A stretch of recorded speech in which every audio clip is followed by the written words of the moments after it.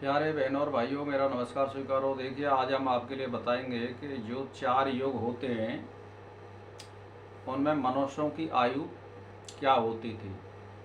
तो शास्त्र के अनुसार ये दे रखा है कि सतयुग और त्रेता युग, द्वापर और कलयुग। अब इसमें एक वर्तमान में जो चल रहा है इसको संगम युग बोलते हैं। तो अब देखिए, इसमें जो सतयुग होता है इसमें मनुष्य को 8 बार जन्म लेने का अवसर प्राप्त होता है परमात्मा की कृपा से। और इसमें इसकी जो आयु होती है, औसत आयु, यानी लगभग इसमें 10,000 वर्ष तक की आयु होती है। और औसत आयु इसमें 150 के लगभग है। और वैसे इसमें 10,000 तो एक अनुमानित दे रखा है, लेकिन इसमें आप कहें तो इसमें इच्छा मृत्यु होती है कि आप जब चाहें जब जा सकते हो, संकल्प करिए और देह छूट जाएगी। इसका मतलब ये होता है। और इसमें औसत आयु 150 वर्ष के लगभग है, लगभग। अब इसमें आता है, क्योंकि इस युग में झूठ, सांस, छल, कपट बिल्कुल नहीं होता है। अब आता है त्रेता युग। इसमें मनुष्य की आयु 10,000 तक का है और औसत आयु 125 वर्ष तक है। और इसमें 12 बार आपको जन्म लेने का अवसर प्राप्त होगा, यानी मनुष्य योनि इसमें आपको 12 बार जन्म लेने का अवसर प्राप्त होगा त्रेता में। और अधिकतम आयु 10,000 और औसत आयु 125 वर्ष होती है। अब आता है द्वापर युग। इसमें मनुष्य को 21 बार अवसर प्राप्त होता है जन्म लेने का। और इसमें 1,000 वर्ष तक की आयु होती है।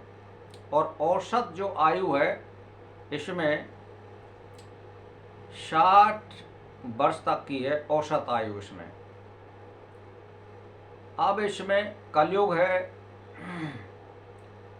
कलयुग में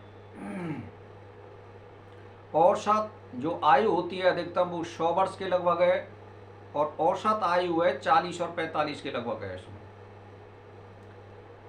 तो वर्तमान में इसमें वैसे मनुष्य को कलयुग में यानी 42 बार जन्म लेने का आपको अवसर प्राप्त होगा। वर्तमान में जो संगम युग चल रहा है इसमें 1 बार मौका मिलेगा आपको जन्म लेने का, वर्तमान में जो चल रहा है। तो अब इन्हें कुल मिला करके 40-45 वर्ष का औसत आयु और अधिकतम आयु 100 वर्ष की है लगभग। ज़्यादा कमती बढ़ती भी हो सकती है थोड़ी बहुत। तो इसमें इन सबको जोड़ते हैं तो इनका जोड़ 84 हो जाता है, यानी ये 84 बार मनुष्य को जन्म मिलता है, यानी एक सृष्टि के अंदर, आप समझ लो। अब मान के चलिए कि अब इसमें जो 84 लाख योनियां हैं, इनमें कौन कौन सी योनियां कितनी कितनी होती है, मैं आपके लिए वो वर्णन बता देता हूँ। कि देखिए, पेड़ पौधे होते हैं जो ये 30 लाख होते हैं पेड़ पौधे पूरे इस वर्ल्ड में। अब कीड़े मकोड़े 27 लाख होते हैं और पक्षी 14 लाख होते हैं। और पानी के जीव होते हैं वो 9 लाख होते हैं। और देवता, मनुष्य और पशु जो होते हैं वो 5 लाख होते हैं। इन सब का जोड़ जो है 84 लाख हो जाता है। अब इन 84 लाख योनियां में होती हैं। तो जैसे मान के चलिए आपको सतयुग में कोई गलती करी आपने तो आपको जन्म 8 बार नहीं मिलेगा, तो इन्हीं योनियों में आपको कई परमात्मा दे सकता है। फिर आपको घूम घाम के फिर मनुष्य का जन्म मिला तो कहने का मेरा मतलब ये 8, 12, 21 और ये 42 और संगम योग ये 84 होते हैं। इनका मतलब क्या है कि आपको मुक्ति के लिए दिया जाता है। कोई मनुष्य मान के चलिए सतयुग में ही अच्छे भजन करता है, अच्छे आचरण करता है, तो उसको